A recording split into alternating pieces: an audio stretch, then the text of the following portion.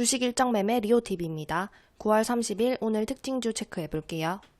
먼저 방산 관련주 내용부터 살펴볼게요. 이스라엘이 레바논 무장단체 헤즈볼라의 수장을 암살하면서 중동을 둘러싼 긴장이 증폭되고 있습니다. 이 소식에 에이스테크, 대성하이텍, 스페코의 종목들이 반응이 있었습니다.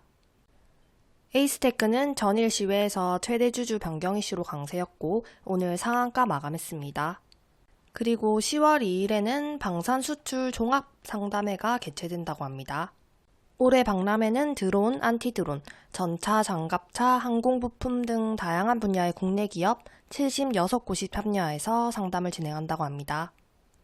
다음으로는 최근에 중국이 금리 인하 정책을 내놓으면서 경기 부양 의지를 드러내고 있습니다.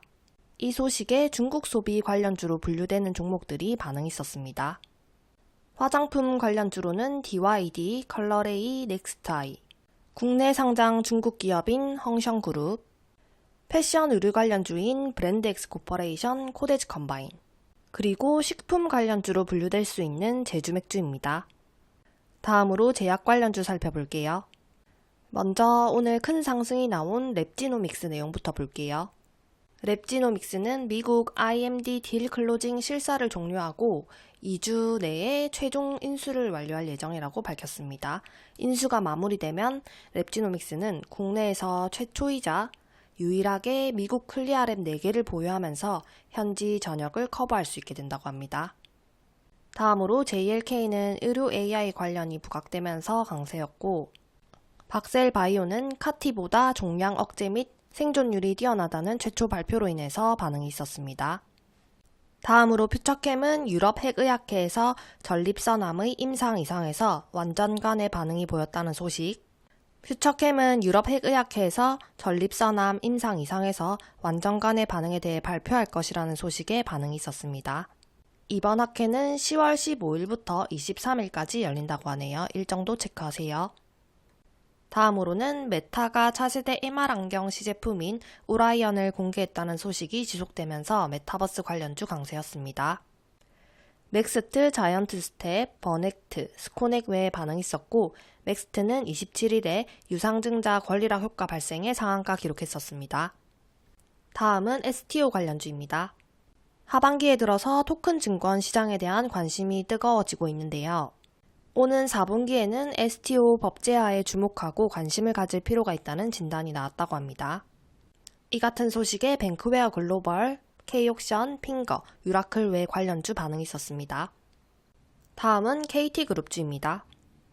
KT가 마이크로소프트와 5개년 파트너십을 맺고 총 수조 원 규모의 투자를 시작한다는 소식이 있었습니다. 그리고 KT의 최대 주주가 된 현대차 그룹과의 사업 시너지 효과가 클 것이라는 기대감도 상승 이유로 작용했습니다. KT의 통신 및 위성 인프라와 현대차의 커넥티드카, 도심 항공교통 간의 시너지가 클 것이라는 기대라네요.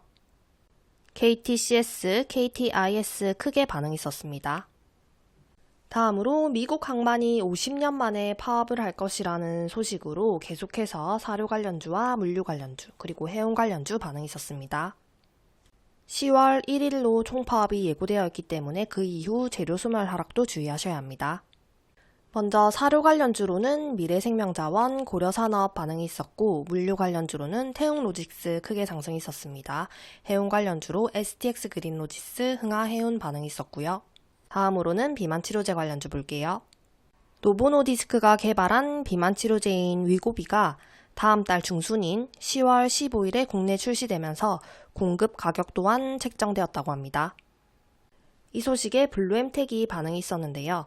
상장사 중에 위고비 출시에 따른 실적 성장이 나타나는 기업은 블루엠텍이 유일하다고 합니다.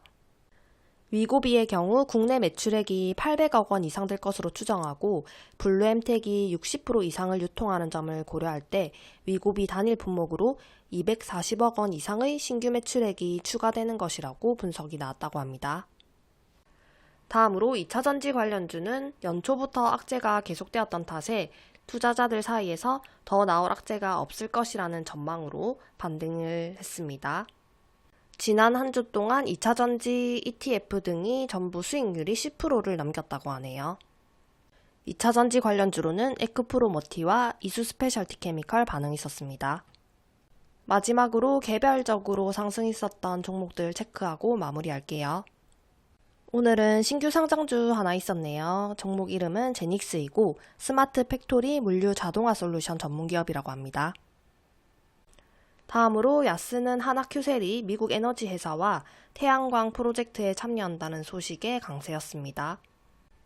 야스는 하나큐셀과 태양광 셀을 공동 개발 중인 점이 부각되었습니다. 다음으로 이미지스 내용 볼게요. 10년 전부터 삼성이 공들이던 로봇이 사람처럼 인지하고 행동할 수 있도록 만드는 촉각 센서 기술이 한국 연구진에 의해서 세계 최초로 개발되었다고 합니다.